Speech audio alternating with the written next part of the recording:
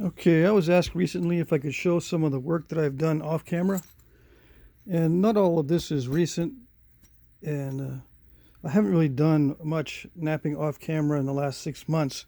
Most of it has been in preparation for videos, but I thought it would make a good short video, so I said, okay, I'll show some of the work. Not all of these are reproductions, and some of them are just for testing out the material and so forth. But this is no particular type of blade. I just made a spear point for someone uh,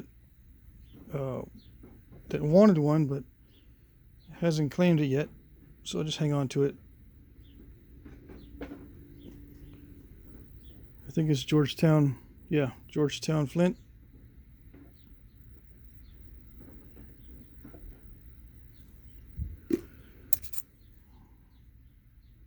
This I think is an Ensor type. I've got a couple in here. A bunch of them that are similar. I'll just go one by one. Most of these are Edwards Plateau chert. So so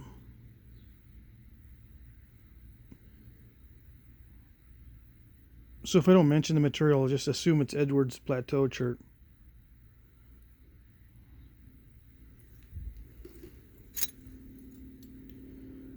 This is root beer, what they call root beer chert.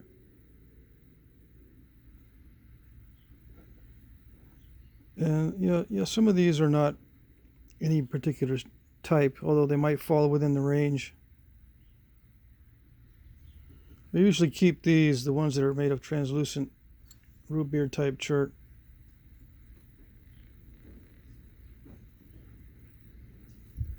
These are all in my keeper box.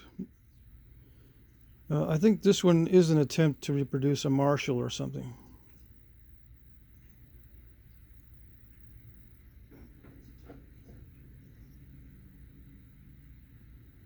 I'm still working on how to do edges so that they look like artifacts.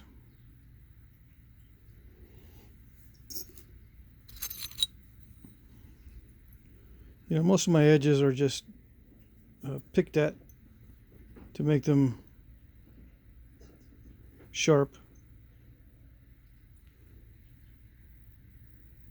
Translucent stuff. And this is, let's see, I can't remember what type that is. It might be also a Marshall. But I practice thinning on these sometimes. This one was just to test out the material. I remember this one, and I weighed it, and I found the material. This is heat treated, I think. It was not very good, but I still try to make a point out of it.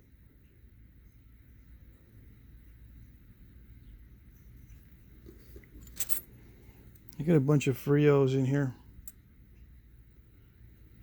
I made this a long time ago, actually, several years back. I just never showed it. Oh, yeah, this Frio also was made a while ago.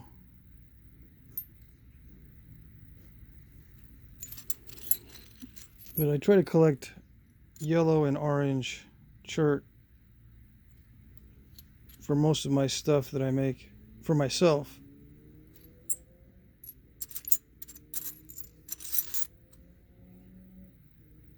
I might have shown these in a different video. I can't remember, so I'll just show them now and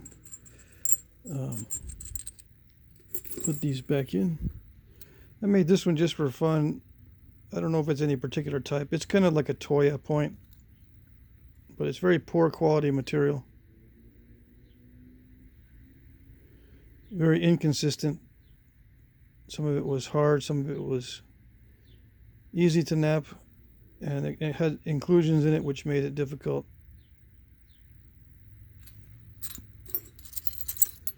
I made 2 long preforms for some hohokam points. So now I just got to notch these or put serrations in them or whatever it is. It's easier to start with preforms and then finish out the hohokam points later. I don't know, looks like an Ellis or something. Again, I don't really, when I'm doing stuff on my own off camera, I don't always try to reproduce something exactly. I just work with the general shapes. And this one I wanted to see how this material would work with this very narrow neck. See if it would hold together. It worked pretty good.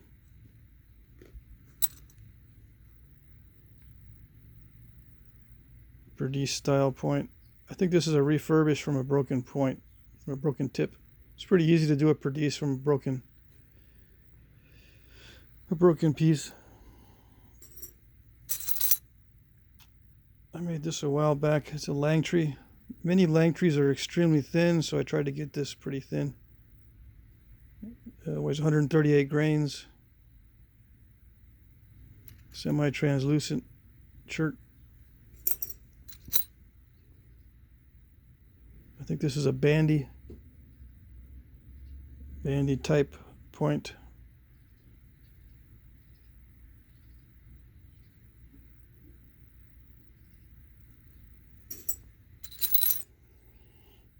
This one, I have an artifact where I'm borrowing one that has a stem this narrow, and I just wanted to reproduce it. It fits almost perfectly into this kind of foreshaft. So that's definitely a projectile point. There are some that it looks kind of like a peternalis, right? There are peternalis points that are much wider than this on the stem, which may be knives. I would say that they were, if it's 3/4 of an inch or wider, I would say it was a knife. But when it's this narrow, it's definitely a projectile point. And a lot of these are quite thin too, so they were throwing these very delicate points. I don't think I have a full one of this, so this is not a complete reproduction. It's just a reproduction of the stem.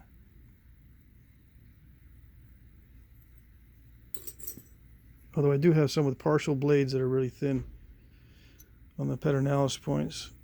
I think this is another bandy.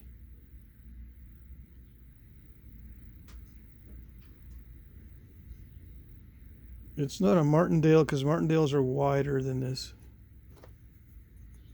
Again, this is a good point for a foreshaft, a lateral dart foreshaft.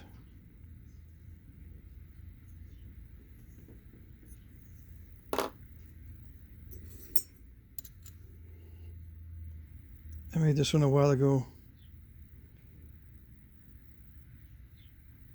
but I don't think I showed it. This might be a particular type, I just can't remember.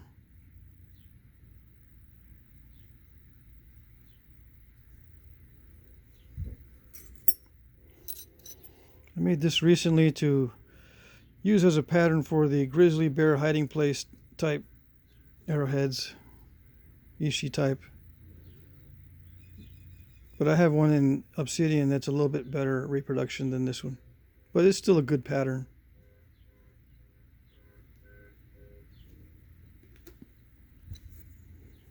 Another Ensor type. These are fairly easy for me to make, so when I want to make something to test material, I'll do something like this. It has both notches and, blade quality issues. Like I have to, if I want to imitate an Ensor, it's pretty high quality, and the notches are fairly narrow, right? So it's a good design for testing out material without being too challenging. I think this is another refurbish on a broken piece. These are semi-translucent.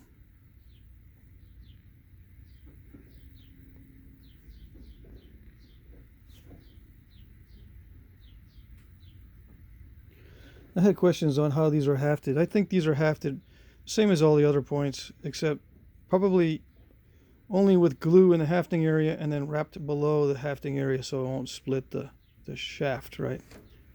But a lot of these contracting stem points, I always say a lot, some of these contracting stem points are shown on actual artifacts to be hafted only with glue. Like the Langtree, there's an actual artifact mounted to a foreshaft only with glue. Okay. Just like that with a foreshaft like this. And there's a bunch of glue on both sides. And I don't even know if there's wrapping underneath. I can't, from the sketches of the artifact, you can't see if there's any wrapping below it. But I imagine there probably was, and it's just gone now. So with contracting stems, I think since the wrapping doesn't touch the stem when you insert it into the foreshaft, that it's just glued in, right? Because it won't do any good to, this is too shallow, but it won't do any good to wrap it if the wrapping doesn't touch the actual stem. Now, some Perdiz points have little notches right here at the foot of the, they have little expansions at the foot of the notches on each side. So that means that there probably was a little bit of wrapping involved near the top at least. Or it could have been wrapped all the way down.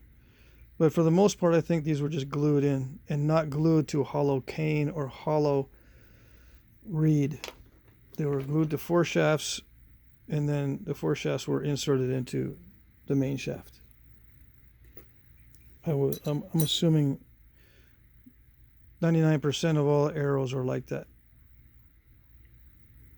the Native Americans made. I assume everything was foreshafted. That includes the atlatl darts as well. And I think there are a few exceptions, but the one that I saw that may be an exception to the atlatl dart foreshaft actually has an extremely long foreshaft, or what it appears to be a main shaft, but I think it's an extremely long foreshaft. Okay. Then it makes sense to haft them to foreshafts, because then you can use them as knives. You just pull them out of the main shaft and you can use it as a knife.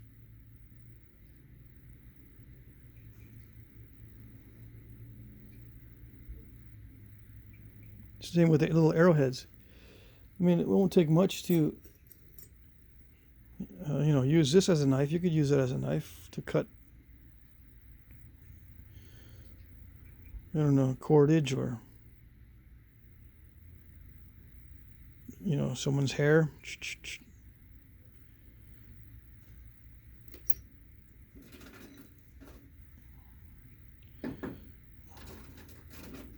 This is not a particular type. I was just experimenting with this material.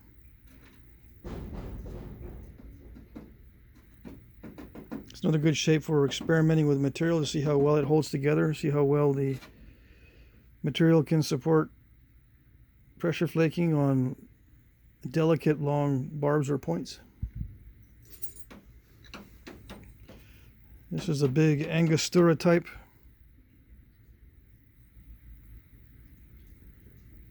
I think I did this one a long time ago just to have as a knife, but I never wrapped the handle. But I think it makes a good knife just by itself, and of course you can haft it. But I think it's possible that most of these were just hafted like that with just a wrap. I mean, just wrapped and then held as a knife. I guess that could be considered a Langtree point.